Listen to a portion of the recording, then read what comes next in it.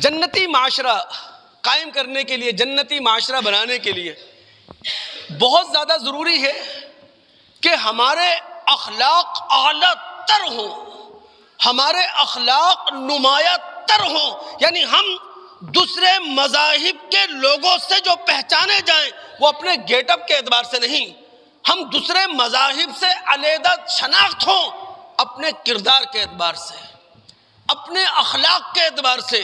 دوستو اگر ہم مطالعہ کر سکیں سورہ قلم کی آیت نمبر 25 اور 26 کا، رب العالمین نے فرمایا ہے أَفَنَجْعَلُ الْمُسْلِمِينَ كَالْمُجْرِمِينَ مَا لَكُمْ كَيْفَ تَحْكُمُونَ، یہ ہو نہیں سکتا ہم مسلم اور مجرم کو یکساں کر دے، برابر کر دے۔ سیاق و سباق کیا ہے؟ مکہ کے دور اول میں، ابتدائی دور میں نازل ہونے والی صورتوں میں سے ہے۔ کفار مکہ مسلمانوں کا مذاق اڑایا کرتے تھے، تمسخر اڑایا کرتے تھے، اپنے آپ کو وہ خوشحال دیکھ رہے تھے، مسلمانوں کو خستہ حال دیکھ رہے تھے۔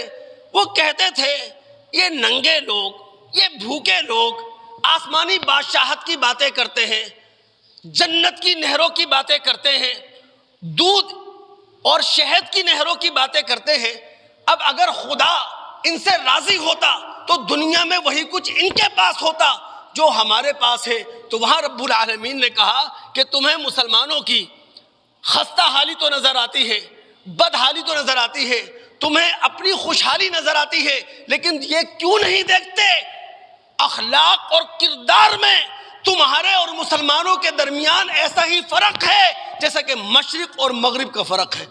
تو دوستو اسلامی معاشرہ بنانے کے لیے، جنتی معاشرہ بنانے کے لیے سب سے اہم ترین چیز یہ ہے کہ ہمارے اخلاق نمایاں تر ہوں اور امتیازی حیثیت کے حامل ہمارے اخلاق ہونا چاہیے۔ اللہ رب العالمین ایسا ہمیں بنا دے۔ دیکھیں نا، رسول اللہ صلی اللہ علیہ وسلم نے ہم سب کو سکھایا ہے، ہم سب کو تعلیم دی ہے۔ ہمارے رسول نے کیا کہا ہے؟ المسلم اخو المسلم، ایک مسلمان دوسرے مسلمان کا بھائی ہے، ایک کلمہ گو دوسرے کلمہ گو کا بھائی ہے۔ پھر رسول نے کیا کہا؟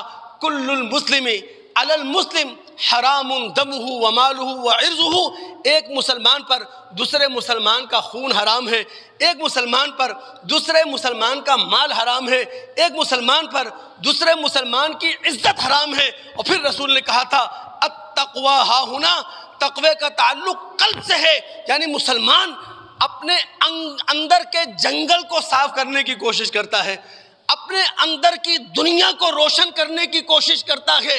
پھر رسول نے کہا تھا بحسب امرئ من الشر ان یحقر اخاہ المسلم، کسی مسلمان کے بدتر مسلمان ہونے کے لیے اتنا ہی کافی ہے وہ اپنے کسی مسلمان بھائی کو حقیر سمجھے، وہ اپنے مسلمان بھائی کو اپنے سے کم تر سمجھے۔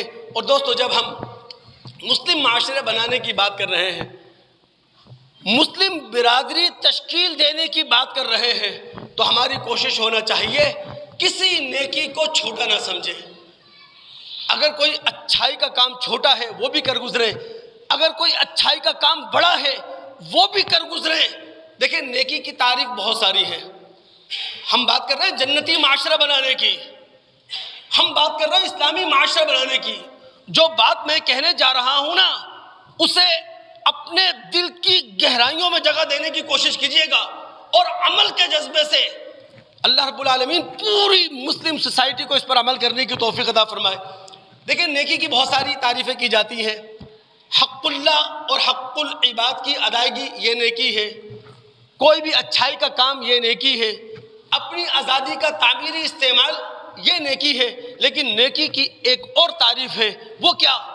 دیکھیں ہم مسلمانوں کے پاس جو بھی صلاحیت ہے، ہم مسلمانوں کے پاس جو بھی قابلیت ہے، ہم مسلمانوں کے پاس جو بھی ایبلٹی ہے، یہ صلاحیت، قابلیت، یہ ایبلٹی خدا کی ودیعت ہے، یعنی ہماری اپنی چیز نہیں ہے، خدا کی امانت ہے۔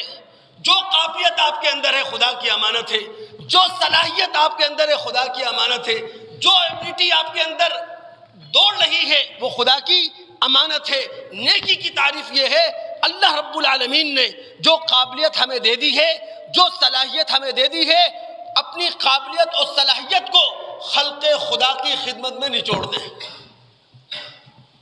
بنتا ہے جنتی معاشرہ، اس سے بنتا ہے اسلامی معاشرہ۔